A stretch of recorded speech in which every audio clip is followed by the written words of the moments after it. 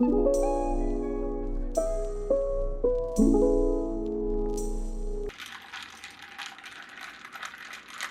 everyone, thank you for coming back to my channel. Today I'm doing my fall favorites. And maybe it's not even like a favorites, it's more of like, here are the things that I know I'm gonna really use, wear, that I'm gonna love a lot this fall. Also, I'm not sitting on my bed in my outside clothes. These clothes are clean and I have not been outside.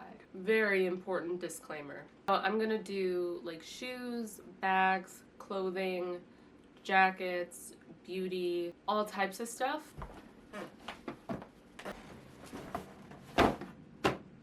I might end up filming this in 2 parts. Maybe. But I just don't want the video to be too long. We're gonna start off with shoes and do boots first. So the first I want to share with you are these Kate boots. I got these last year, and honestly, the Kate Nevada boot, I still look at these and just want to squeal.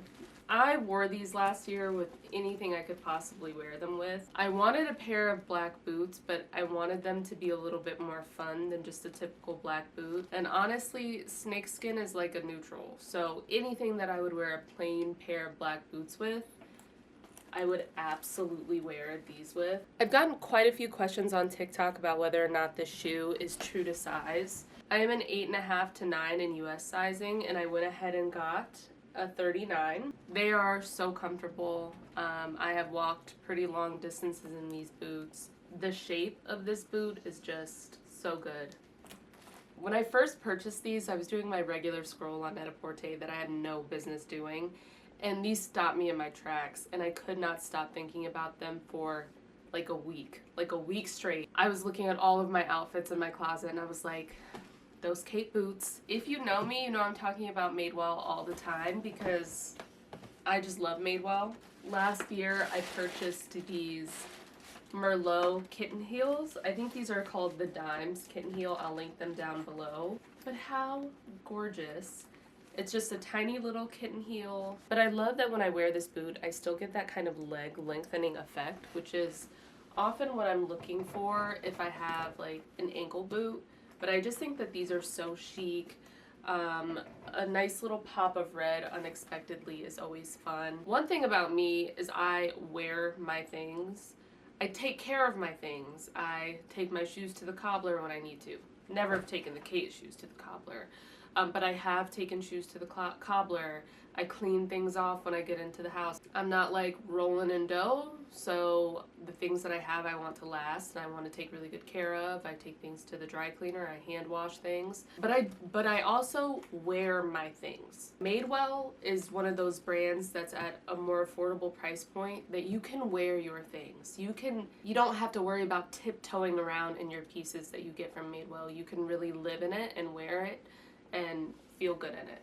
Okay. J. Crew, I want to talk about these loafers because I wear these loafers so much. These are so good. I will post a video here of me in these loafers. If you have wider feet, I think that these would be great for you. The problem for me is that I have very, very narrow feet and I have very, very narrow heels, which in theory could be helpful, but oftentimes I find that my heel is just rubbing. So my preferred way to wear these loafers is with socks, but I do wear them without socks, like the no-show loafer socks. Like the brown is just so rich. I also think that the creasing in the loafer just adds something extra.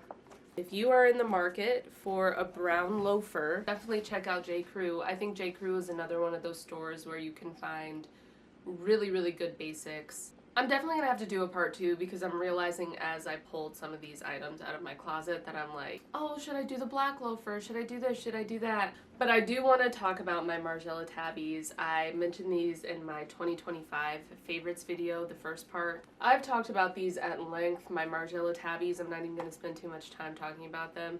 They're just so comfortable. They're so comfortable and they work with like everything. But like I said in my fall 2025 favorites video, which you should definitely go watch, I think I'm going to try to chill out on making any additional purchases to be honest, for the rest of the year. This is just a shoe that I personally really like. It's not necessarily specific to fall, but it does have like a cold weather type feel.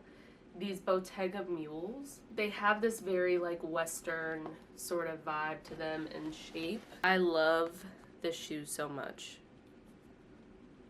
I got these off of the RealReal, and when I purchased them, I think that they were in excellent condition. If you're familiar with the RealReal or any secondhand luxury shopping site, they usually will tell you like, okay, the item comes as is, which means it's probably pretty tore up, and then it goes all the way up to excellent or pristine. Pristine meaning it has the tags, it's very obviously never been worn. Excellent is usually the tags are removed, but it's never been worn. They just really elevate an outfit. Last, I have another Madewell flat. These are really fun, and I also know that they're not everyone's cup of tea. I think that these are so cute. They're also really comfortable. I am really into studded accessories, and I love suede, so when I saw a pair of suede shoes with studs, I was like, I have to have them. Like, these are cute. Okay, next I want to talk jackets. My fall staples in terms of jackets are always leather, suede, denim. The first one I actually talked about in my favorites video, which is this Madewell brown suede blazer. I received this jacket in PR from Madewell, but before I received it in PR, I had been eyeing this jacket forever. I will link this exact blazer down below, and I'll also post a little video of me trying this blazer on. I love this blazer. I love the way it wears. I love the way it fits. I love how versatile it is. It's also so thick and heavy. I could go on and on and on. And like I said earlier about Madewell, the quality is there. It's there, it's undeniable. Even the way that the buttons are sewn on to the sleeves. The next item is just a black leather blazer jacket. I scored this jacket at a thrift shop, so I can't link it below. When I went into the vintage shop and I got this, I was so excited because it was the exact leather jacket that I've been looking for. I've actually been looking at this Nilly Lowton leather blazer on Net-a-Porter. I'll put it here. It is $2,600, $2,700 actually. And I was like, I just don't want to spend that, but I really want a 100% leather, really good quality, amazing lining blazer. And then when I went into the vintage shop and found this one, this is a 100% satin lining, 100% leather. I scored. I also got it for $140. I have this Bottega crinkled denim jacket. I really love this because it can be styled so many different ways. I got this from the RealReal in Melrose in LA. Just sort of stumbled upon it. I thought it was really great. It can be styled in a number of different ways, which is also part of what I like about it because it has this strap on the inside that actually like cinches it and can give you sort of like that hourglass fit. You could sort of just like leave this open, but I think it looks really good when you like button it up from the top. For me, a good denim jacket is definitely a fall staple, and I'll have this forever. I'm not going to do too much of a deep dive on pants in this video. I might in part 2 just on denim or slacks or whatever. But I do want to share something that I have been ranting and raving about for a while, which are silk satin pants. I am such a believer for a couple of reasons. Number one, they're so comfortable. It's like wearing sweatpants or PJs out. It really is. They're so comfortable. And number two, they can be styled up or styled down. Oh, Mr. Itchy. Your allergies messing with you? You could throw a pair of satin pants on with a knit and kind of make them more casual, maybe a sweater and a pair of flats. You could also style these with a little bit more elevated of a top and some heels. Such a good way to be really, really comfortable but still look a little bit more pulled together. So the brown and black ones, you could probably guess where I got them. Madewell, yep. I'm not sure if they still have these, but if they do, I'll definitely link them below. And I recently picked these ones up from J. Crew. They're almost pulling a little pink on camera, but they're red. I actually just got these and I have yet to actually style these. I have 3 bags that I want to share that I really love in fall. One of them I actually love all season, to be honest. But I have like a larger tote, a clutch, and then a work bag.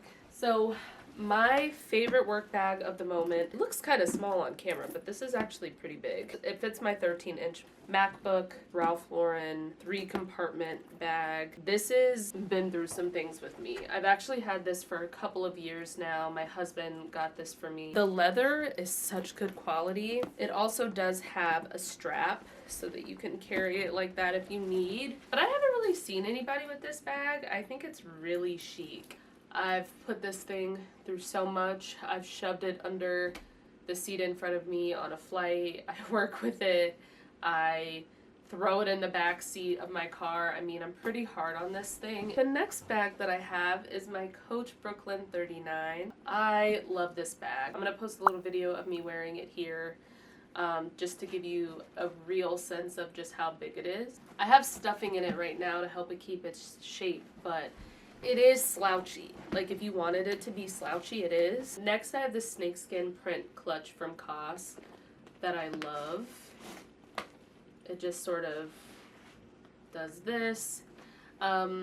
This is really cute. Again, like I said about the Kate boots, I think that snakeskin is basically a neutral. There's really not a season you can't carry a snakeskin clutch, but I love the way that this bag pairs with like burgundy and really more traditional fall colors. I think it just looks so good, which is why I chose it from my collection to share. I've shared on my channel before that I'm not really a crossbody long strap kind of girl, but for those who are, it does have one, and the clasp is magnetic. Let's do body, fragrance, a little beauty. Let's start with fragrances. The Glossier You, I feel like there's so much content out there about Glossier You. It's really my daily, everyday perfume. Out of every scent that I own, this is my most complimented scent. This scent isn't super sweet, at least on me. It's just really warm. It's such a flattering scent. It's also the least expensive scent that I own. I've repurchased this, I think, twice now. The next one is the Burberry Goddess. Honestly, I feel like vanilla is always a really good scent for fall. And this is very vanilla forward, but it's also not overpowering. It's like a very warm, sort of rustic vanilla smell. It's very feminine. But it's not too sweet. This is probably my second most complimented fragrance, to be honest. The last one I have is the Jo Malone Wood Sage and Sea Salt. For a really long time, this was my favorite fragrance. It still might be my favorite fragrance, to be honest. Just as the name implies, it's woody, it's a little bit masculine, it's warm. And for me, I sort of love a slightly masculine scent, and that's definitely what this one gives, and to me this just gives fall. This is definitely one of my more worn fall fragrances. I started wearing this I think 2 years ago. This fragrance just makes me feel very grown and like very sophisticated. Okay, I'm only gonna share one beauty product. In part 2 I'll get a little bit more into beauty, but to be honest, I have such like a minimal makeup routine that I don't know that I have a ton to share. But I did just get a new concealer that's a bit more creamy for the colder months. So in part 2, I'll share a little bit more about makeup products. But this Merit Beauty Tinted Lip Oil in Sangria just screams fall to me. I don't have this color on right now, but for the sake of the video, I will. Sorta. Oh, look at that. So pretty. I picked this in my fall collection specifically because if you can look at the color, you can kind of tell that if I were to pair this with like a deeper lip liner, say like a Merlot-esque color, it would just, oh my gosh, yeah. Love that. I love the ice in my coffee is melting. There are 2 in-shower body products that I really want to share. I always say fall and winter are the times to really get your body care routine on lock so you can pop out in the spring and the summer with smooth, glistening, glowy skin. But also, in the summertime when I'm outside a little bit more, I tend to like stray away from some of the AHAs and BHAs because I don't want to get really bad sunburn or intensify sunburn or make my skin a little bit more vulnerable So when I'm inside during the colder months is when I'm really, really consistent and I use these products a lot more. My favorite body scrub right now, which I will definitely be repurchasing, is the Youth to the People 10% AHA and Yerba Mate smoothing body scrub. This stuff is so good. I've already noticed such a significant difference in my KP on the back of my arms. I wish I would have taken a before and after picture. I know you don't have like any frame of reference really for what it used to look like, but they're so much better than they used to be. If you are in the market for a really good body scrub, consider this one. I think it's really good. I'm actually almost out. So then we have the Hani Splash Salve, which is an in-shower moisture treatment. It has a cocoa butter-esque texture, as you can see. For use in the shower after cleansing or shaving right before stepping out of the shower. Apply directly to wet skin. Rinse quickly underwater without using hands or scrubbing. When drying off, gently pat skin with a towel. Since using this, I've just noticed that my skin is a lot more moisturized than it usually is. It feels a lot softer and a lot healthier. I do think it is a combination of these two products, but I definitely would recommend this. Okay, that's all I'm gonna do for now. I'm gonna link everything down below and I'm gonna work on a part 2. Maybe I'll try to incorporate some different categories into the video. If you haven't checked out my 2025 favorites video, check that one out too. I'm also going to be doing a part 2 to that one, where I'm also even going to talk about my favorite books of 2025, or maybe I should make that a separate video in and of itself. I think I will make that a separate video. But yeah, okay, I'll see you next time.